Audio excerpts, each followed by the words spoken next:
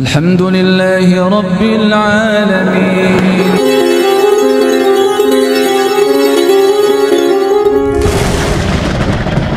Meskipun tidak waktunya sholat, merasa batal, langsung wudu. Lalu doa tadi, setiap wudu doa tadi. Asyhadu an la ilaha illallah, asyhadu anna Muhammadan abduhu wa rasuluh. Allahumma ja'alni minat tawwabina wa ja'alni minal mutatahhirin. Ini ganjarannya, jaminannya oleh Allah kelak. Dibukakan 8 pintu surga itu dan kita disilahkan untuk memilih masuk.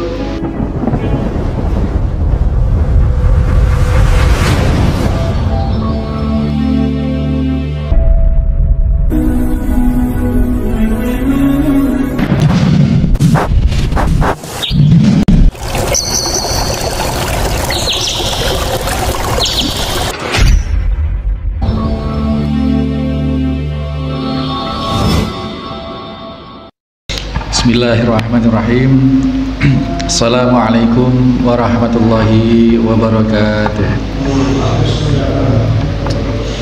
Innal hamdalillah nahmaduhu wa nasta'inuhu wa nastaghfiruh wa na'udzu billahi min sururi anfusina wa min sayyiati a'malina. May yahdihillahu fala mudhillalah wa may yudlil fala hadiyalah. Asyhadu an la ilaha illallah wahdahu la syarikalah. Asyhadu anna Muhammadan abduhu wa rasuluhu la nabiyya ba'dah. Allahumma salli wa sallim wa barik ala Muhammadin wa ala alihi wa sahbihi wa mawalah.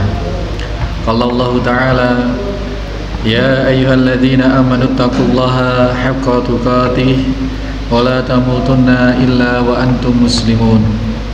Allah Ta'ala, ya ayuhan nasu taqu rabbakumul ladzi khalaqakum min nafsin wahidah wa khalaqa minha zawjaha wa bassa minhuma rijalan katsiran wa nisaa'a wattaqullaha alladzi tasaaluna bihi wal arham innallaha kana 'alaikum raqiba. Ya ayyuhalladzina amanu taqullaha wa qulu qawlan sadida yuslih lakum a'malakum wa yaghfir lakum dhunubakum wa may yu'tillaha wa rasulahu faqad faza fawzan 'adzim. Innal astaqal hadis kitabullah ta'ala wa khairan hadi Muhammad sallallahu alaihi wasallam wa sarral umur muhdatsatuha. Hadirin hadirat jamaah Masjid Al-Muslimun serta segenap mustami dimanapun berada saat ini, rahimani wa rahimakumullah. Kita bersyukur masih Allah beri kenikmatan yang terus Allah tambah, dikarenakan kita berupaya untuk tidak lupa bersyukur. Adanya penambahan kenikmatan yang kita sadari maupun tidak kita sadari, yang lantas kita syukuri adalah merupakan satu kewajiban tersendiri. Disyukur tidak hanya atas apa yang telah kita peroleh berupa kenikmatan, tetapi sesungguhnya Allah telah menambah kenikmatan itu juga rasa syukur kita atas itu.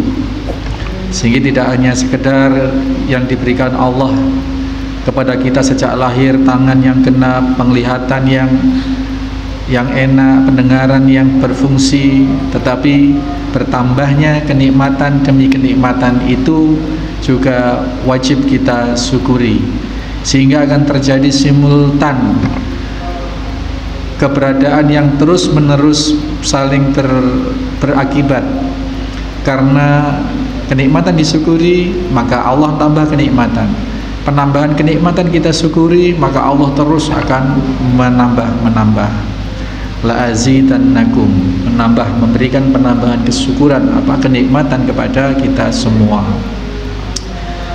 Atas bimbingan Nabi SAW, kita dituntun dengan pensyariatan al-Islam ini, sehingga kita mendapatkan kenikmatan beribadah dan harapan kepastian kebahagiaan kelak kita setelah kehidupan di dunia ini.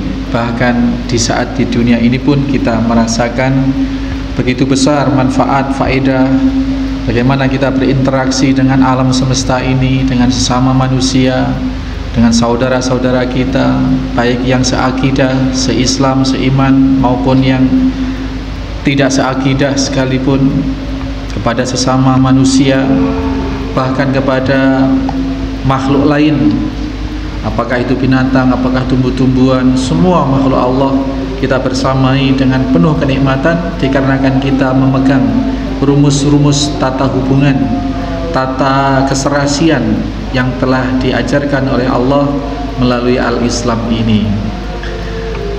Maka kita bersolawat atas Nabi SAW atas jasa besar beliau menunjukkan al-Islam ini, sehingga kita menjadi makhluk atau menjadi insan yang bahagia di dalam Islam sejak di dunia, terlebih kelak di akhirat. Amin Allahumma amin. Bapak Ibu sekalian, hadirin hadirat, para mustami rahimani wa rahimakumullah. Masih di bab sabar, di bab sabar, kita berada di hadis yang ke-48. Setelah kita kaji tempo lalu, pekan lalu, bagaimana seseorang level tertinggi di dalam kesabaran itu adalah orang yang mampu tidak meluapkan kemarahannya, tidak meluapkan kejengkelannya, padahal dia sedang mampu untuk melakukan itu. Atasan kepada bawahan, suami kepada istri, ibu kepada anak-anaknya, guru kepada murid-muridnya, majikan terhadap kepada para pembantunya. Kita sudah unjukkan kisah tempo hari Sayyidina Husain, bagaimana budaknya ini ceroboh sehingga tempayan yang dipakai untuk wudhu, yang dipegang oleh budaknya ini sampai terlepas, terjatuh mengenai gigi Sayyidina Husain sehingga patah. Dan dengan keberkahan Al-Quran, atas izin Allah, dibacakanlah surat Ad-Dariyat ayat 103, Ali Imran ayat 134, yang di sana mencegah orang untuk tidak melampiaskan kemarahannya dan memaafkan sesamanya, dan hadiahnya adalah surga. Wasari'u ila maghfiratin min rabbikum wa jannatin arduhas samawati wal ardh u'iddat lil muttaqin alladzina yunfikuna fis sarai wad dharai wal kadhimina ghaidha. Orang yang mampu menahan amarahnya, dalam arti tidak melampiaskan kemarahannya, wal afina 'anin nas, dan orang yang memaafkan sesama manusia, ya. Innallaha wallahu yuhibbul muhsinin. Dan disampaikanlah 3 poin itu sehingga Sayyidina Husain menahan marahnya, kemudian memaafkan budaknya. Bahkan Sayyidina Husain ingin berbuat baik, mendapatkan cinta Allah, wallahu yuhibbul muhsinin, ingin mendapat status kebaikan dari Allah, maka dia bebaskan budak. Bayangkan Pak, seorang budak itu beda dengan pembantu ya. Kalau budak ini diapakan saja sudah haknya majikan. Kalau pembantu ini masih ada peraturan SOP kerja. Pembantu atau rewang atau ART kalau tugasnya masak, ya tidak mau untuk disuruh yang lain. Kalau disuruh yang lain ada hitungannya. Kalau budak ini all round, sudah semua haknya majikan. Itu pun Sayyidina Husain mampu meredam amarah dan mampu memaafkan, bahkan menghadiahinya dengan kebebasan sang budak. Ini betapa besar, karena Sayyidina Husain ingin memperoleh pengakuan dari Allah, ingin mendapat al-jannah. Nah, orang-orang yang mampu menahan untuk melampiaskan amarahnya, padahal dia bisa untuk melampiaskan, maka kelak di akhirat dipanggil, disebut namanya di hadapan segenap makhluk untuk diberikan pilihan para bidadari untuk memilih sesuka hatinya. Ini Masya Allah. Nah, sehingga kita tahu bahwasanya di antara pintu-pintu surga itu diantaranya ada pintu surga yang untuk orang yang bisa menahan atau mengendalikan amarahnya. Ada pintu puasa, ada pintu zakat sedekah, ada pintu jihad, ada pintu haji. Dan diantara jaminan Allah yang dimasukkan surga nanti adalah orang-orang yang mampu menahan amarahnya, mampu menahan amarahnya. Dan kita ketahui tempo hari sudah kita sampaikan bahwasanya pintu surga itu ada 8. Nah, pintu surga itu ada 8 bagi orang yang sholatnya, ada pintu sholat. Dan pintu sholat ini khusus buat orang-orang yang sholatnya ongguan, sholatnya tidak hanya menggugurkan kewajiban, sholatnya tidak hanya paket hemat, hanya 5 waktu saja. Tidak ada rawatibnya, tidak ada tahajudnya, tidak ada duhanya. Nah, ini paket hemat.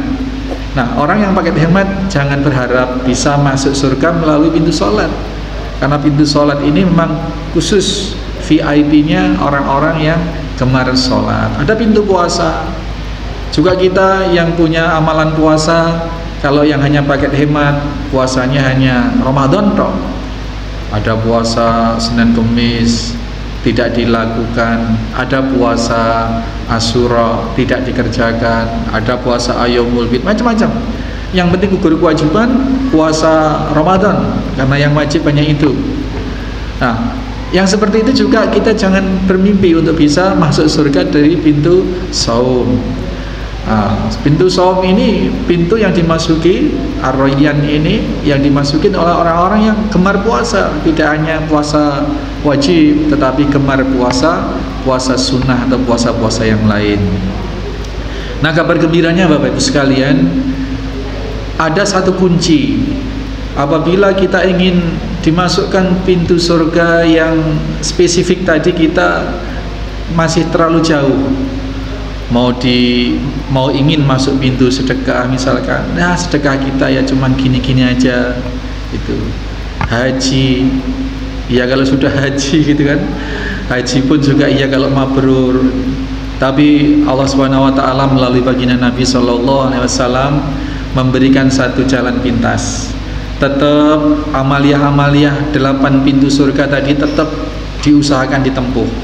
Sholatnya tidak hanya sholat wajib saja, fardu saja, puasanya tidak hanya fardu saja, sedekahnya tidak hanya asal begitu, sehingga terus berupaya dengan apa? Dengan satu amalan ringan yang justru amalan ringan ini kalau diistiqomahi, kalau dikerjakan dengan istiqomah dan ikhlas karena Allah, karena ingin memperoleh keberkahan janji Allah, dan ikhtisab berharap atas apa yang telah disampaikan oleh Allah, maka insya Allah dengan amalan yang sedemikian sederhana, man tawaddu'a fa ahsanal wudu, barang siapa yang menyempurnakan wudu kemudian membaguskan wudunya, barang siapa yang gemar wudu kemudian membaguskan wudunya. Bu, kalau wudu ya kita sudah belajar fikih, kita sudah belajar tata cara wudu. Yang harus kita ilmui adalah wudunya yang sesuai dengan tuntunan as-sunnah itu yang seperti apa.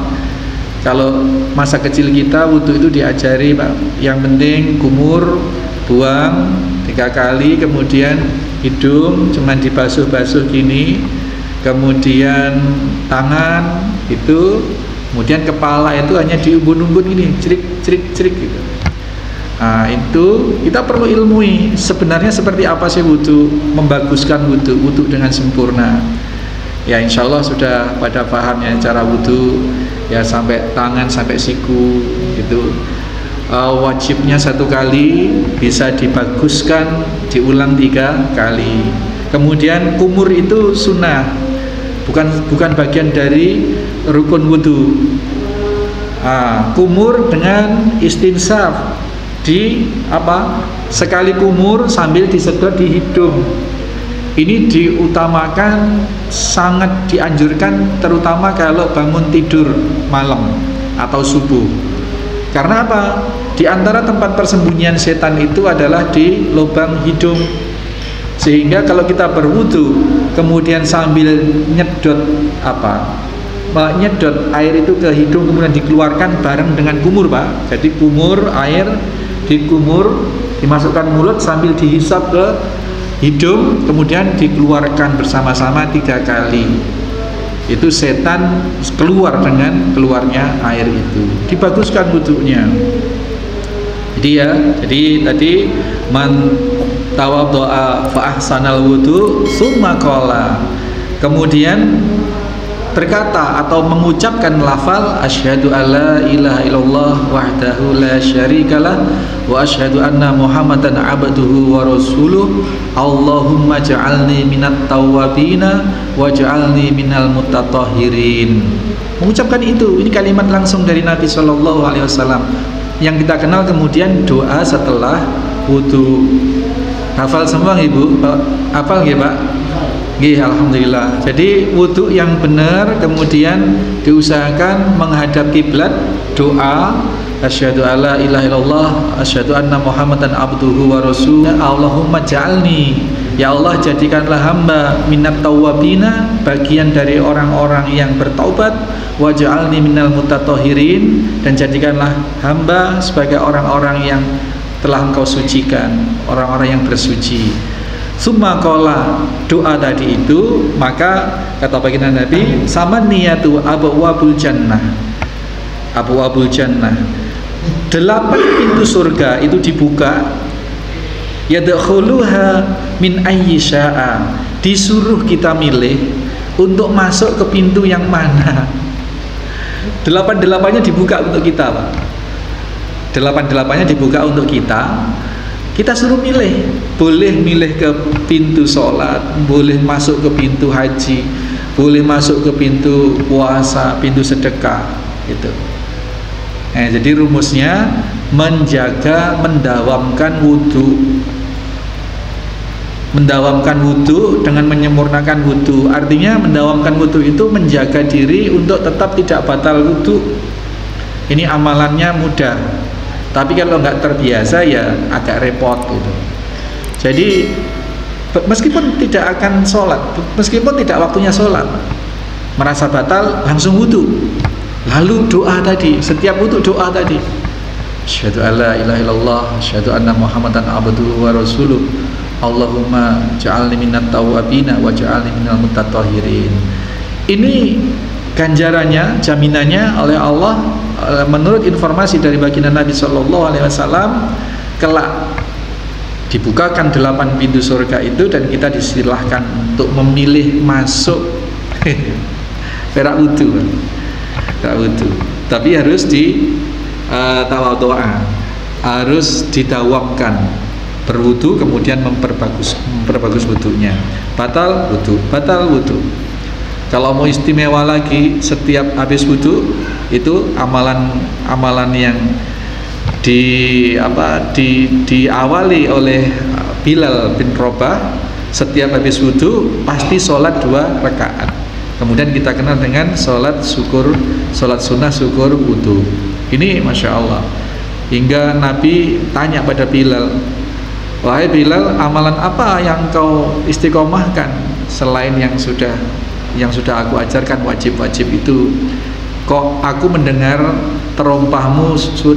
mendengar bunyi terompahmu di surga.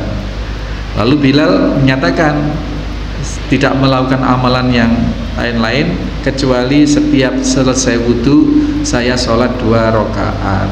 Nah ini kemudian disetujui oleh Nabi, maka jadi kesunahan untuk kita semua. Ini prolog Bapak Ibu sekalian, bagaimana Allah itu memberikan sedemikian kemudahan buat kita. Kalaupun kita bukan syekh, kalau kita bukan kiai, bukan orang yang abid itu kalau bahasa Madura lama ya Pak. Kalau bahasa Arabnya orang yang ahli ibadah, bukan orang yang ahli ibadah. Ya ibadahnya biasa-biasa saja, tapi ada bocoran, ada rumusan man tawadhu al-wudu fa ahsanal wudu tadi. Dan siapa yang berwudu, mendawamkan wudu, menjaga diri agar tidak batal wudu, menjaga diri dari batal wudu dan dengan memperbagus setiap wudunya, kemudian berdoa seperti tadi, maka dibukakan semua pintu surga tadi.